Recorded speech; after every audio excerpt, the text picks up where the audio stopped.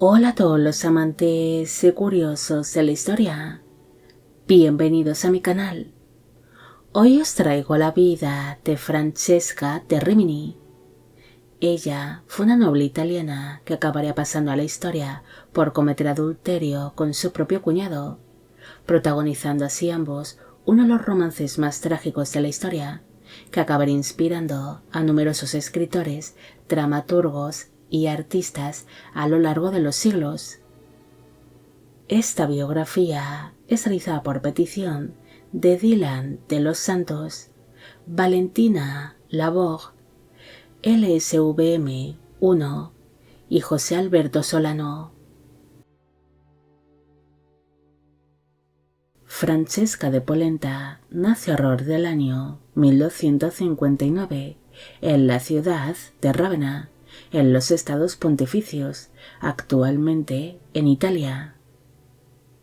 Fue hija de Guido I de Polenta y de la esposa de este,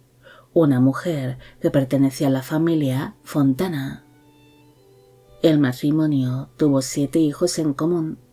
pero se desconoce qué lugar ocupó exactamente Francesca entre sus hermanos. Cuando la niña nació, la ciudad de Rávena se encontraba bajo el poder de la familia Traversari, una de las familias nobles más poderosas y destacadas del señorío de Rávena. Francesca se crió en medio de las rivalidades que habían surgido entre su familia, los Polenta y los Traversari, estando ambas familias enfrentadas por el control de Rávena, hasta que finalmente, en el año 1275, su padre, Guido de Polenta, logró dar un golpe de estado gracias al apoyo de otras familias nobles y bien posicionadas, además de que tenía distintos contactos dentro de la Iglesia Católica, lográndose apartar a la familia Traversari del poder, convirtiéndose en el nuevo señor de Rávena bajo el nombre de Guido I de Polenta. Nada más asumir su padre el control del señorío de Rávena, Francesca fue entregada en matrimonio al condottiero italiano Giovanni Malatesta, siendo un compromiso que ya habría sido negociado hacia el año 1266, con intención de poner fin a los conflictos que habían surgido entre las familias Polenta y los Malatesta,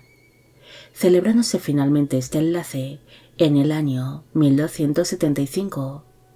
poco después de que su padre se hubiese convertido en el señor de Rávena.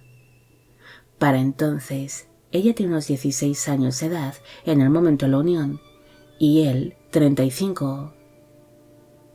Tras celebrarse esta boda, Francesca abandonó Rávena para instalarse en la ciudad de Rimini, lugar donde estaba establecida la familia Malatesta y donde luchaban por el control del señorío de Rimini. Aquel matrimonio entre Francesca y Giovanni no fue feliz. Su unión fue solamente por intereses políticos y no existía ningún tipo de conexión entre ambos cónyuges. Es más, su marido Giovanni era descrito como un hombre poco agraciado que sufría de una deformidad física que le provocaba una evidente cojera, siendo apodado como Giovanni Ollanciotto el Cojo. Pero pese a su condición física,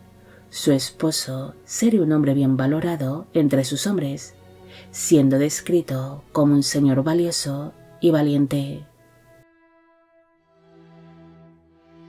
Durante su estancia en Rimini,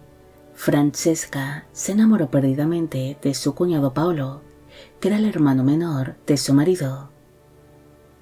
Aquellos sentimientos parecían ser correspondidos, iniciando ambos cuñados un apasionado romance que duraría unos cuantos años, pese a que Paolo era también para entonces un hombre casado, estando casado desde el año 1269 con la condesa Beatrice Oraville, la última heredera de los condes de Jaiolo, otro matrimonio por intereses políticos y carente de amor. Aquella atracción entre cuñados Pronto se convirtió en un apasionado romance secreto que duró cerca de 10 años,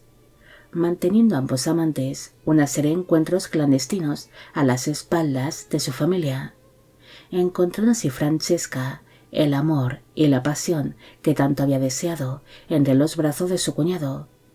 el cual no se parecía en nada a su marido,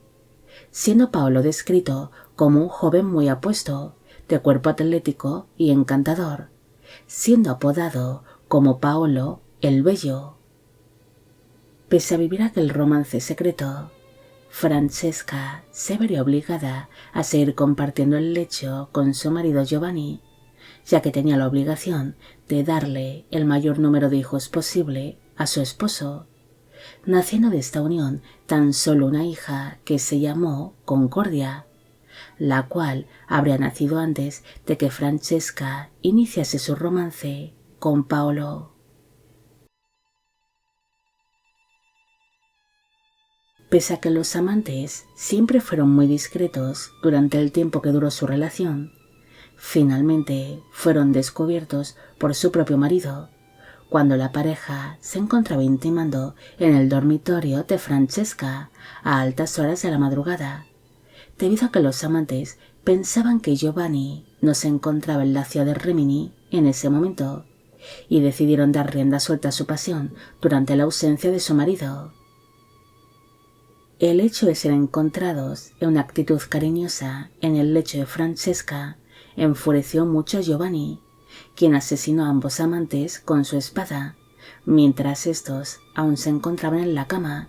siendo así asesinados en algún momento entre los años 1283 y 1286, teniendo para entonces Francesca entre 24 y 27 años de edad cuando fue asesinada por su marido. La trágica historia de los amantes fue adaptada a lo largo de los siglos a numerosas novelas, obras teatrales y en el arte, siendo su historia bastante inspiradora para distintos artistas, pero especialmente se destaca la aparición de ambos amantes en la Divina Comedia de Dante, donde el personaje de Francesca relata ante Dante parte de su propia vida,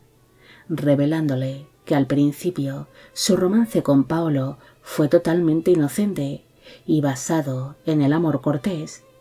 pero tras leer juntos la novela de Lancelot, los cuñados se besaron y se dejaron llevar por la pasión,